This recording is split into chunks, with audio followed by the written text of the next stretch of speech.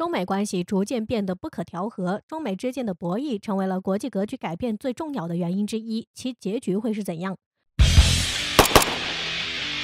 ？2017年，中国最高领导人习近平在一次谈话中指出，放眼世界，我们面对的是百年未有之大变局。此后，习近平总书记在重要会议和重要场合多次提到了百年未有之大变局。其概括来说就是，当前国际格局和国际体系正在发生深刻调整，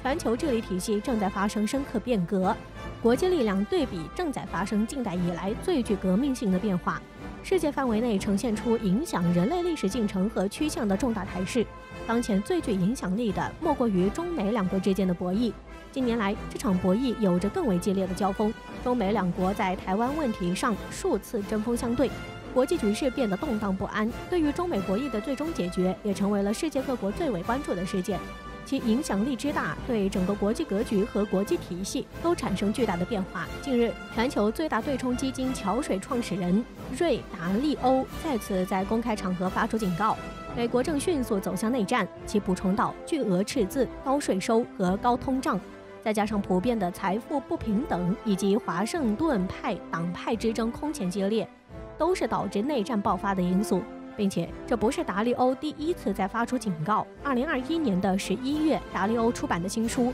应对世界秩序变化的原则：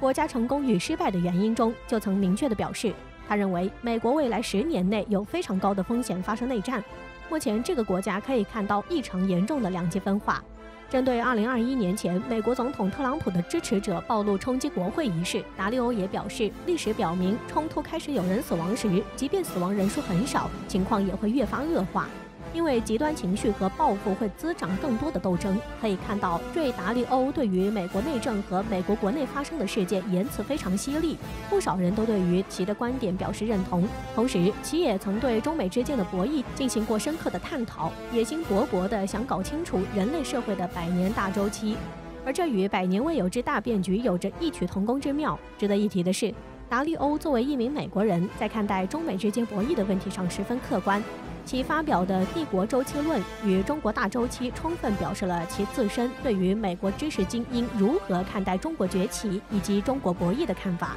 具有一定的参考价值。达利欧在帝国周期论中谈到，世界格局的发展是具有周期性的，简单点来说就是风水轮流转。人类跨入近代的1500年以来，世界霸主的位置一直在发生变动，谁也不能长时间地处在世界的首位。从中国历史的明朝到西班牙帝国，再到荷兰、大英帝国，直到如今的美国，从历史中这些国家的强大可以看出，一个国家的实力与教育、科技、军事、贸易、产出、金融中心和货币信用都有着紧密的联系，并且领先的教育是大国崛起的起点，强势的货币是大国达到巅峰即将走向衰落的转折点。达利欧还谈到，目前世界所处的状态与1920年到1940年间的情形很像，世界各个国家都面临着债务压力对经济增长的压迫，巨大贫富差距与政治分歧，新兴势力挑战衰落霸权，也就是中美博弈。新兴国家挑战世界霸权国家的过程，通常伴随着漫长而又惨烈的战争。这里的战争不单单指坚船利炮的战争，也代表了两国在战争前的不断试探、博弈、打压、触碰。达利欧认为，中国作为新兴国家对美国霸权的挑战，是历史周期规律所决定的，是无法避免的，也不以某个人的意志力为转移。之前在网络上有这样一个极端言论：中国国内的官员将子女都送往美国，中美之间就能够和谐共处下去。这一言论看起来十分幼稚。我们讨论中美之间的博弈，是两国在争取发展空间，更何况是两个世界大国。这种幻想只能是不切实际。从达利欧著的书中，我们可以看出其对于中国的研究非常深入。我们先不论其研究中国的目的是什么，其将中国历史分为了3个阶段。第一阶段，古代史，讨论的是封建统治是如何塑造中国人的文化基因的。第二阶段，近代的屈辱史，1840年到1949年这100多年的屈辱为中国带来了马克思理论。第三阶段，当代中国人的奋斗与崛起。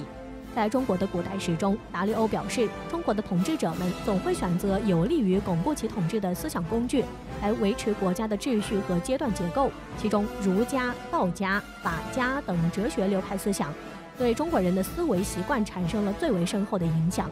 中国人也因此具有着忠诚、奉献、集体主义和文化基因。而西方经历过思想启蒙的洗礼，他们对任何有可能妨碍到个人自由与公关契约的权威都感到强烈的提防，这就造成了中国与西方国家在文化思想上的巨大差异，并且这在近2年的全球疫情下显得尤为明显。中国更高效、更强大的组织和动员能力对疫情的控制起到了关键的作用，而美国这个只有300年历史还不到的国家，是无论如何也理解不了周期对一个国家的重要性。还记得频道前几期的一篇北京冬奥会的内容，就讲到了对于北京冬奥会的开幕式采用中国传统文化24节气的周期来倒计时，美国真的不一定看得懂。在新中国成立后，中国的崛起历程也就此开始。1949年到1976年的计划经济阶段，中国具有了巩固的政权，并建立了制度治理的基础，这也是中国崛起的重中之重。中国不再饱经动荡之苦。